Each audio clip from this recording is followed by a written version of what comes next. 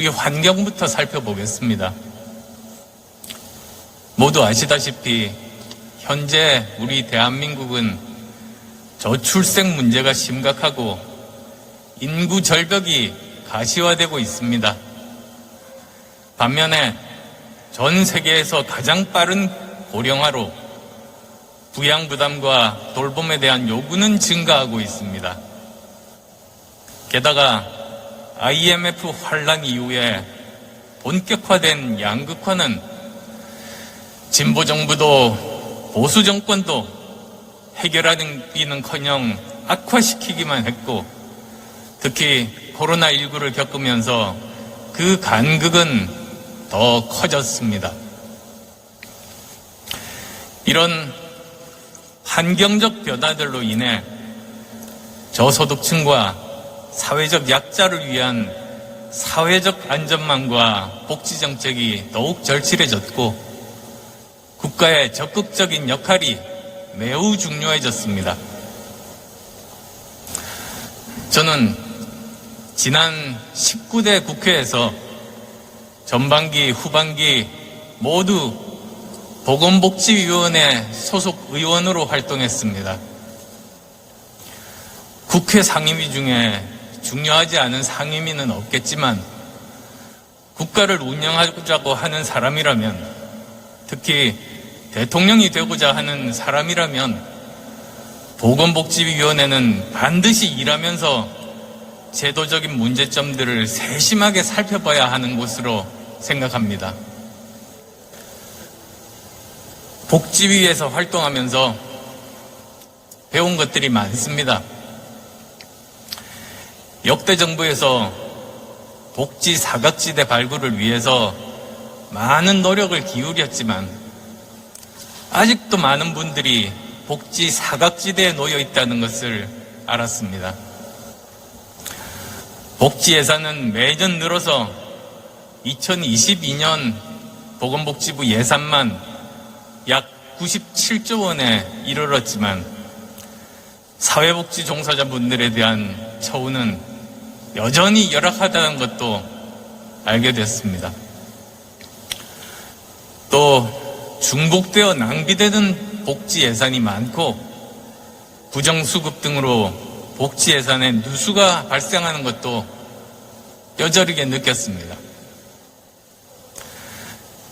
이런 제 복지위에서의 경험을 통해서 저는 대한민국의 비전은 지속 가능한 한국형 복지국가가 되어야 하고 성장, 일자리, 복지의 선순환이 이루어지는 K복지를 만들어야 한다는 신념을 가지게 됐습니다.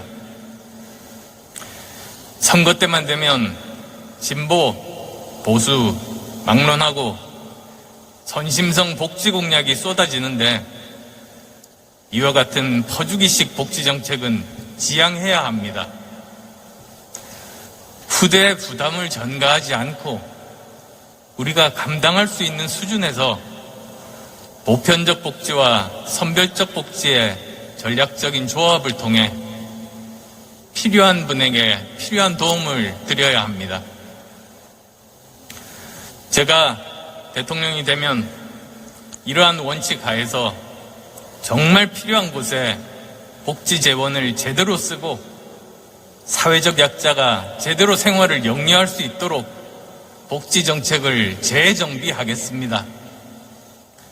또한 저는 현금성 복지보다 서비스 복지를 통해서 사회 서비스를 늘리는 방향으로 가야 된다. 그것이 맞는 방향이라는 신념을 가지고 있습니다. 그렇게 해야 정책의 목적에 맞는 효과를 얻을 수 있고 동시에 사회복지 일자리 창출과 사회 서비스 산업 육성에도 기여할 수 있기 때문입니다. 이를 위해서 복지시설 그리고 사회복지 종사자에 대한 투자와 지원을 늘려서 전문성을 강화하고 사회복지 서비스의 질적 향상을 이루겠습니다. 사회복지 종사자 여러분들의 처우도 개선하겠습니다. 임금 격차 줄이고 종사자 안전 보호할 수 있는 제도들을 마련하겠습니다. 그래서 사회복지 종사자들의 상대적으로 낮은 임금, 폭력 등 열악한 근무 환경 꼭 개선하겠습니다.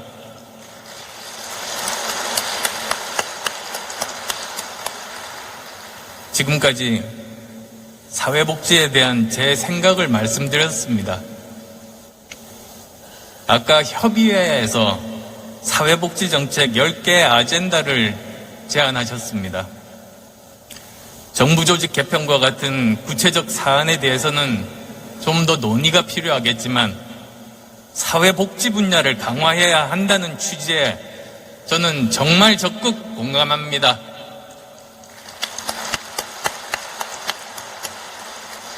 그 외에도 제안하신 사회적 약자 지원 강화, 복지 사각지대 해소, 지역별 복지 격차 해소, 사회복지 종사자 처우 개선 등 이러한 아젠다들은 모두 보편 타당하다고 저는 예전부터 생각해 온 것들입니다. 공약에 최대한 반영하고 대통령이 되어 반드시 이루어내겠습니다.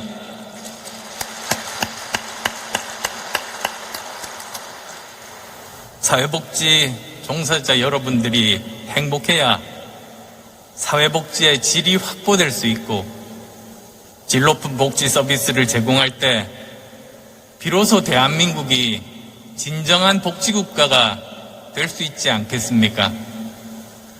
사회복지계 종사자 여러분들의 목소리에 더욱 귀를 기울이고 여러분들과 함께 의견을 모아 현장과 직접 소통하도록 하겠습니다.